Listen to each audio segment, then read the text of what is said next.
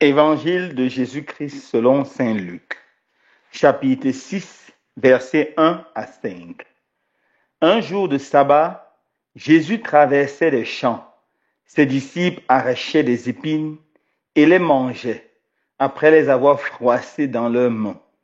Quelques pharisiens dirent alors: Pourquoi faites-vous ce qui n'est pas permis le jour du sabbat?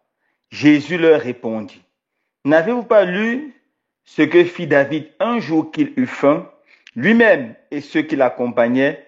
Il entra dans la maison de Dieu, prit les pains de l'offrande, en mangea et en donna à ceux qui l'accompagnaient, alors que les prêtres seuls ont le droit d'en manger. Il leur disait encore: Le Fils de l'homme est maître du sabbat. Acclamons la parole de Dieu. Louange à toi, Seigneur Jésus. Frères et sœurs bien-aimés, dans l'évangile de ce jour, Saint Luc nous présente une scène assez particulière. Un jour de sabbat, Jésus est avec ses disciples et ils sont en train de marcher. Ils traversent des champs de blé. Les disciples ont vraiment faim. Ils récoltent quelques gousses de blé, les écrasent dans leurs mains et se mettent à en manger. Les pharisiens qui voient cela sont très indignés, car les disciples osent faire cela le jour du sabbat. Notons tout d'abord que le fait de récolter, même si c'est le champ d'autrui, ne peut en aucun cas être considéré comme un vol dans la culture juive, car l'hospitalité juive commandait à tout cultivateur de laisser un bion de blé au bord de son champ. Et ce bion de blé appartenait aux voyageurs affamés. Ça faisait partie de l'hospitalité juive pour soutenir les voyageurs.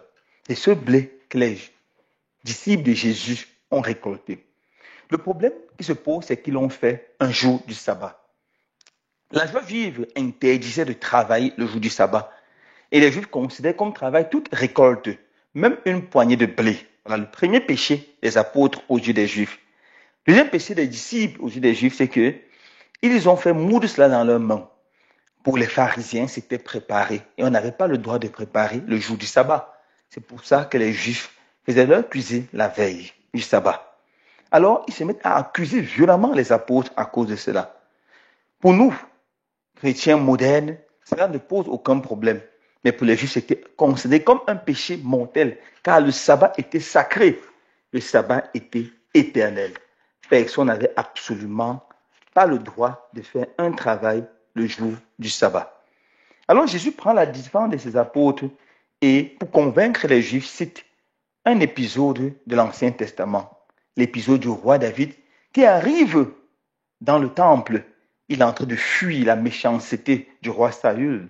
Il arrive dans le temple, il a faim, ainsi que ses compagnons. Il va dans la tente du rendez-vous à la présence du Seigneur et il prend le pain qui était sur la table de l'offrande. Le Lévitique, chapitre 24, versets 5 à 9, commandait de mettre toujours en présence du Seigneur 12 pains. Un pain représentait une tribu d'Israël. Et après le sabbat, seuls les prêtres avaient le droit d'en manger. David n'était pas un prêtre, il n'était pas de la tribu de Lévite, mais de la tribu de Juda. Mais David, au lieu de crever de faim, a pris et il a mangé. Et plus encore, il a donné à ses compagnons.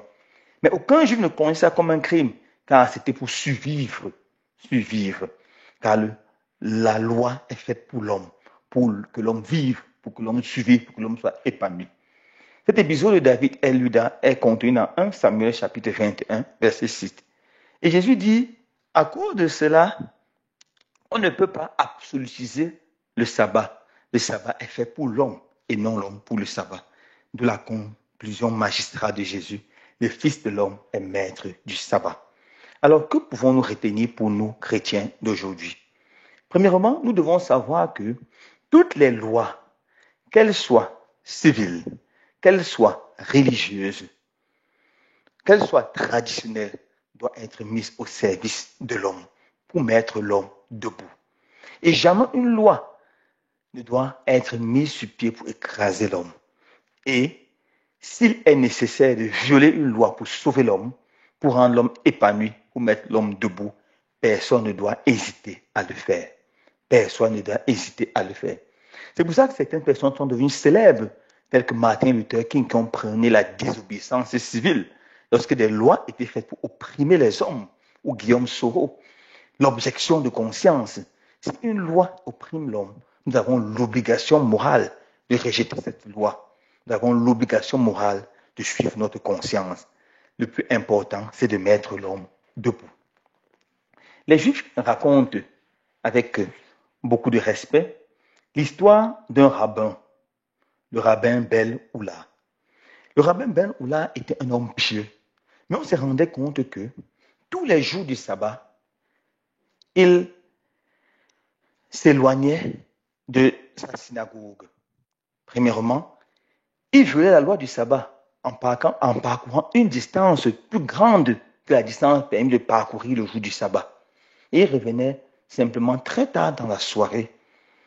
Et ses condisciples se demandaient, mais pourquoi il fait cela? Et où va-t-il? Un jour, ils ont recruté un espion qui était un membre de la communauté. Il allait suivre ce rabbin.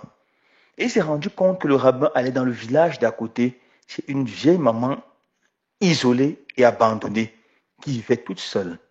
Lorsqu'il entrait, premièrement, il faisait le ménage, il nettoyait les excréments de la maman, il nettoyait la maison.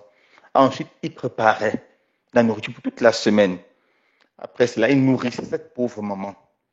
Il disposait toute la nourriture qu'elle devait manger pendant la semaine et il rentrait chez lui, fatigué. Alors, lorsque l'espion est retourné, la communauté s'est rassemblée, on lui a demandé où va le rabbin. Et il a dit, il va très haut. Ils ont dit, où, à quel niveau? Est-ce qu'il arrive jusqu'au ciel? Et il a répondu, il va plus haut que le ciel. Il va plus haut que le ciel. Oui, mes frères et sœurs bien-aimés, ce rabbin a préféré violer la loi du sabbat pour aller aider l'homme. Et à cause de cela, il allait plus haut que le ciel. Si nous nous élever spirituellement, faisons le bien. Faisons le bien et rien que le bien. Car à la fin de notre vie, c'est le bien qui nous permettra de nous élever, d'aller au ciel, d'aller très haut. Loué soit Jésus-Christ.